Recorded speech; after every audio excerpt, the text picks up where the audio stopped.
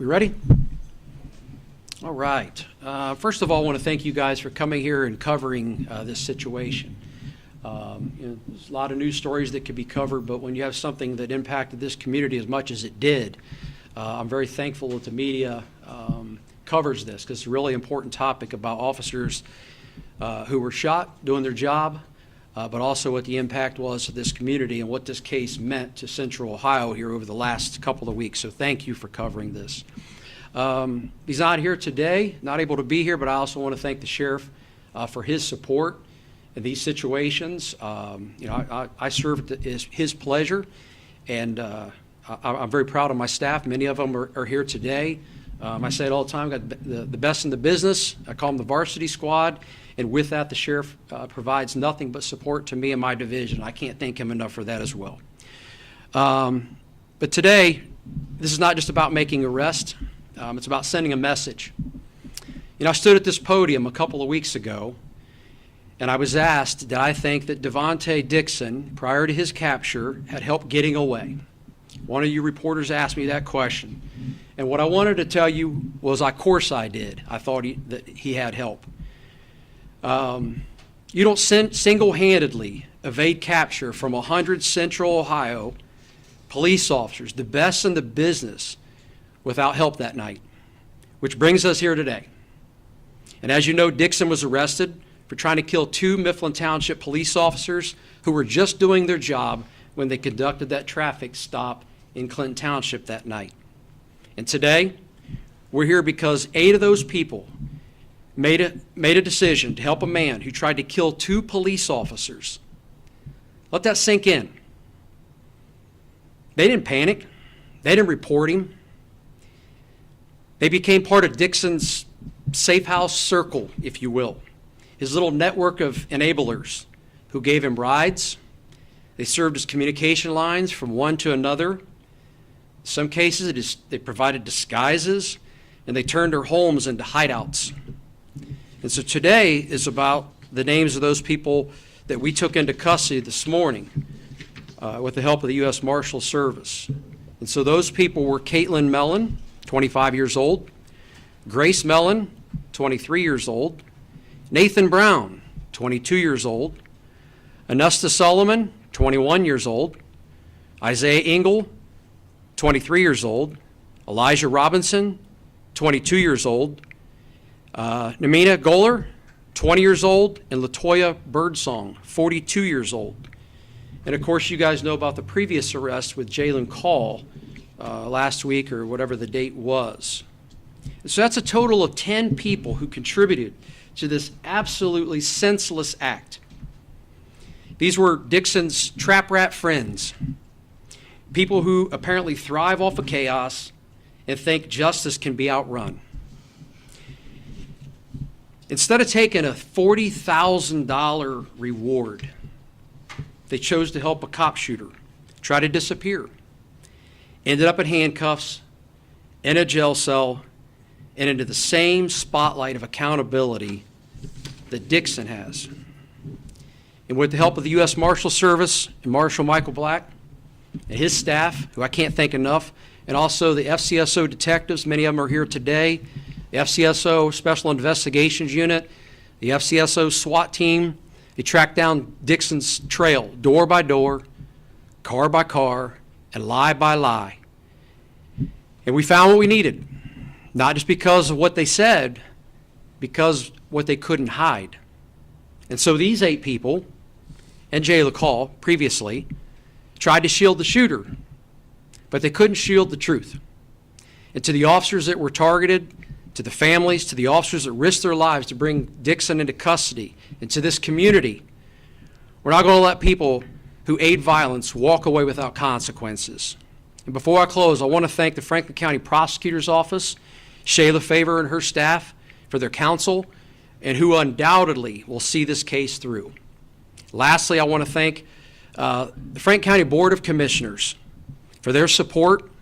As Chief Deputy, who has the duty of managing public safety assets and resources, and as a taxpayer myself, I live in this county too. The impact and the direct and indirect costs of the actions of Dixon and his now 9 Safe House Circle friends is absolutely maddening. And we'll work with the Board of Commissioners to figure out how we manage that going forward. But I'll leave you with this. Justice wasn't denied. It was just delayed for those that were involved. And as of today, that delay is over. And so again, I want to thank you guys and for covering this. And I want to thank Marshall Black and his staff. And with that, Marshall. Thanks, Chief. Good afternoon, everyone, and thank you for being here this afternoon to cover this. As a law enforcement community, we continue to show the value of partnership, collaboration, and the sharing of information and resources. This is another example of our sustained relationship with the Franklin County Sheriff's Office. We remain focused to rid our community of these violent fugitives. We are consistently asking the public to assist us in removing violent criminals from our neighborhoods. These individuals we apprehended today had an opportunity to help us capture Dixon before he committed another violent act. Instead, they chose to help him evade arrest. By doing this, they put members of our community in harm's way, to include children, innocent bystanders, and our law enforcement officers. This will not be tolerated. I've said this numerous times over the past few years as we continue the extremely difficult task of locating and apprehending violent fugitives that attempt to evade capture. If you are found to be assisting them, you will more than likely be charged. Today's arrests serve as examples. We will continue to look for support from our community, and we are extremely appreciative when we receive valuable information that leads to an arrest of a violent criminal. Thank you for being here. Oh, sorry, sir. At this time, I'd like to introduce Mifflin Township trustee Kevin Kavanagh. Thank you very much. And I want to just say thank you for keeping this story alive. I just want to give you a quick update on the two officers. Out of 15 shots that were fired, 11 shots hit their bodies. One officer is out of the hospital. He still doesn't have use of his right hand. They're hoping that as the swelling goes down in therapy, he won't need surgery. The other officer is still in the hospital. He's getting better. He's allowed to walk in the hallways now, and soon he will be going to inpatient therapy. I'm just thankful for all the care that he's getting at Grant. He's out of danger, but he has a long way to go. And I'm just thankful to the marshals, the sheriffs, for getting these 8 people off the street. And now I just hope that the prosecutors and the judges will keep them in jail. Thank you so much. We're going to open up to any questions that you guys might have. My first one would just be simple. Could you state everyone's name and spell it for me so I get it right in the title? We'll send it to you. How about we do that? Was great. Thank you. Thank you. Next. Are you looking for anybody else? Do you believe anybody else out there? We're not done, Steve. We're going to continue to gather information. So these people, had an opportunity to re-interview them today. More information was developed, and so today I can't announce any more arrests, but I can tell you if there are other people that are involved in this situation that helped Dixon stay away and put the community in danger, as long as I'm standing in this role, they're going to jail. So yeah, the work continues. Were they cooperative? Did they show any sign of remorse when you arrested them? We did not have any trouble apprehending any of them. They were surprised, but as far as we were very fortunate that there was no acts of violence or any trouble getting them all 8 in apprehension today. So all 8 are in custody? Yes, sir. 8 for 8. Can you talk about the ways that these people helped hide Dixon? Each one of these people played a little bit different role. All of them were overt acts, and those varied from providing rides, as I mentioned, in some cases provided disguises to move from one place to another without being discovered. You know, Dixon, when he was arrested, obviously, you guys haven't asked about it yet, but sure, certainly you will, is, you know, he was still armed, and he was considered armed the whole time. And so we're still vetting some of that out. I'm confident that we're probably going to charge some people with additional weapons charges, and so they all helped with at varying levels, but all of them were overt acts. They knew that he was had warrants for his arrest. Many of them talked about that. So it wasn't like they were, you know, unwittingly helping their friend. No, they knew exactly what he had done and the impact he had. And they chose not to cooperate. They chose not to just say, hey, you're a hot potato and stay away. No, they chose to advance his efforts to evade arrest. And for that reason, that's why they're all in jail today. Do they all know each other? Are they all connected, or are they just pieces of his life that Many, happen to come together? yeah, many of them knew each other. Yeah, I referred to them as their safe house circle, if you will. I don't know, but they had some relationship with one another. They knew of each other or knew somebody who knew somebody. But the bottom line is they all helped this guy stay on the loose for a couple days and put the entire central Ohio community at risk. And if there's more out there, they're going to jail too. So we may add to this list. We got 10, maybe we'll get to 12 or 15, who knows?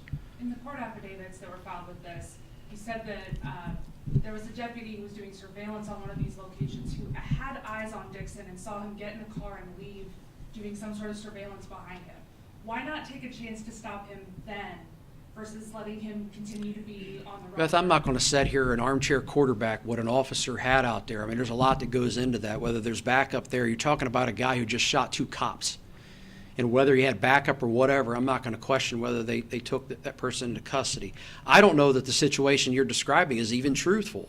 But if it is, I'm not in a position to armchair quarterback what that officer saw and the reason he acted or didn't act in that moment. All I know is Dixon's in jail, and no one else, by the grace of God, was injured because of it. I know that a whole bunch of officers, many are in this room, risked their life to bring him into custody.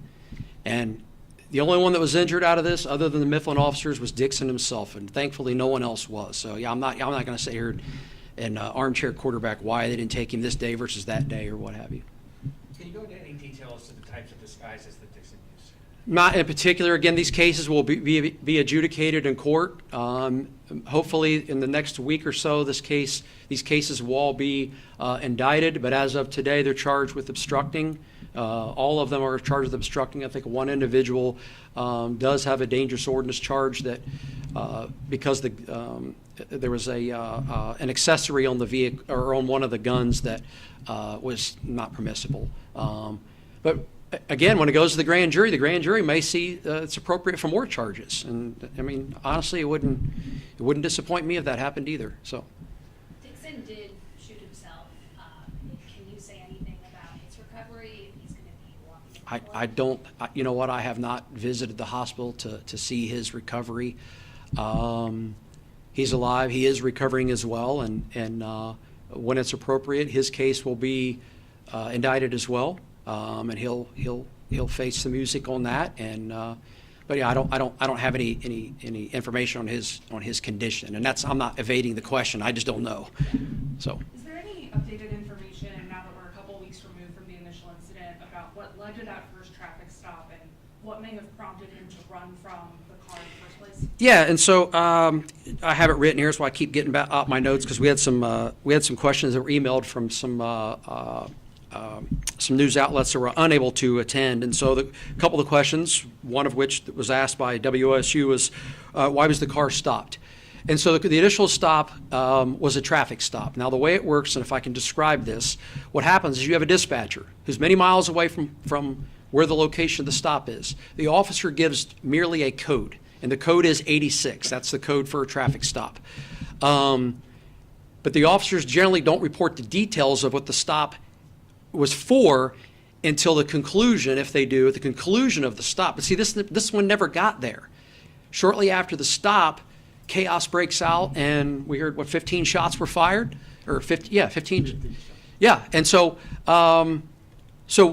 I did not have the answer to that question initially. The only people that knew the answer to that question would have been the two officers, and we were more concerned about their recovery than we were asking them about that. So, it brings me to this. What was the stop for? The car was acting suspicious in the area. It kept stopping and starting in the middle of the street and in the middle of intersections, blocking traffic. The officer initiated a traffic stop in 86 to investigate what's going on. Do you need help? What have you? When he approached the car, another question by WSU was what was said at the car. Obviously, the officer, I'm paraphrasing, what are you doing? Where are you in the area? The officer did ask for identification. The driver had his, the passenger did not. And the officer inquired about the smell of marijuana in the car. And the next thing you know, the passenger bails out, and you know the rest of the story. So hopefully that answers your question and that of WOSU, who was asking the same. Have you recovered the gun that was used in the shooting of the Mifflin officers? We have. That was recovered the night of. So Dixon acquired another gun when he was on the loose with the help of his trap rat friends there. Are you able to say what kind of gun, if there was a lock switch involved? I can't get into the specifics. Again, cases will be adjudicated and all that kind of stuff. It's not that I don't want to answer. Come on, I could sit here and talk all day about this case. You could see I'm a little amped on this. I mean, this is one of those cases that you don't get. It's not the garden variety case. You got two cops that are shot, and you got a whole bunch of people, many of which in this room, that worked their tails off to bring these people to justice. And so I'm sad for the officers, but I'm super proud for the people that worked on this case as well. It's hard to believe it's been 3 weeks. It feels I know. longer than that, especially with I know. What happened in Morrow County, Hamilton County. I know. Can you just talk about the overall feeling being in law enforcement after these last few weeks? You know what comes to mind when you ask that question is somebody that's smart, far smarter than I am. He's a retired administrator, commander from CPD. He always says that law enforcement is the toughest job in America. And we could sit here and debate that all day long. But here are the officers who go out into the street with the intention to just keep their community safe. And they do what they think they need to do that. They investigate situations. In this situation, here's a car acting weird in the middle of the street. The officer pulls up, needed help or whatever. That traffic stop could have went much different. But instead, somebody bailed out of the car and started firing on these guys. 15 shots, okay? So then you got some of our colleagues who are laid up in the hospital, and our attention is on them. We want to go be with them, but at the same time, we got to chase down the guys responsible for it. And all along, you got 8 of his friends that are helping him and all kind of stuff. And so, law enforcement gets questioned a lot for what their actions do. And sometimes, rightfully so. I'm not going to argue some of the behavior that happens across the country. But you're right. Lately, with the amount of officers that have been assaulted, the officers that have lost their lives, and the impact of those communities and this community, as you see here, I can't imagine what they're going through in Morrow County. And we're thankful that the 2 officers didn't lose their life here in Central Ohio. But yeah, it takes a toll on you. I mean, like I said, these guys work day and night. The night of the incident, I had to basically suspend the operation at 3 o'clock in the morning because these guys are running on fumes. It wasn't because they didn't want to keep working. It's because at some point as an administrator, you have to recognize that people run out of gas. Go home, let's get a little sleep, let's get back at it again. And I think I mentioned the first press conference. I came back in the next morning, these guys were already writing search warrants and knocking on doors when I walked in there because I was like, where are we at? And it's like a ghost town in the office. Oh, they're all out beating the streets, Chief. And I'm like, geez, so it takes a toll on them. But you know what? Today's a good day. Went out this morning looking to arrest 8 people who helped us. And with the help of our good friends here, very quickly they were all apprehended and no one got hurt. And that's a good day. You said he acquired another gun while he was on the run. Any idea where that came from and if the person that facilitated that could be involved? I think I know, but I can't tell you today because we're still in consultation with the prosecutor's office on what the appropriate charge is. But we know where it came from. How about that? What else you got? That it? Again, I just want to thank you guys for covering this. There's a lot of news stories out there you guys could be running around on, and one that impacts the community like this. I'm glad you're covering it. You know, like I said in my last comment there, you know, the impact on this community and what these kinds of cases do. You know, as an administrator, I gotta try to manage assets, and we're in budget cycle right now. I'm planning for 2026, and how am I going to run my division and help the sheriff's office run its budget? And these are the things that you don't plan for. These aren't the little ancillary things. Oh, we forgot to dot an I or cross a T in last year's budget. These are the things you can't plan for. This case, if you look at the man hours, the impact, the officers are injured, the health care costs, the court cases, you're talking millions, and you can't plan for that. But you know what? That's why I thank the commissioners here at the end, because the commissioners will work together. We'll figure out how we're going to get through this financially. Mifflin Township will figure out how they're going to manage with losing a large portion of their staff. These are the things you can't plan for. And so this day doesn't end for us. There's still work to do. And so I'm just glad that you guys are covering it. So with that, again, thank you. Thank you. Thank you. Thank you.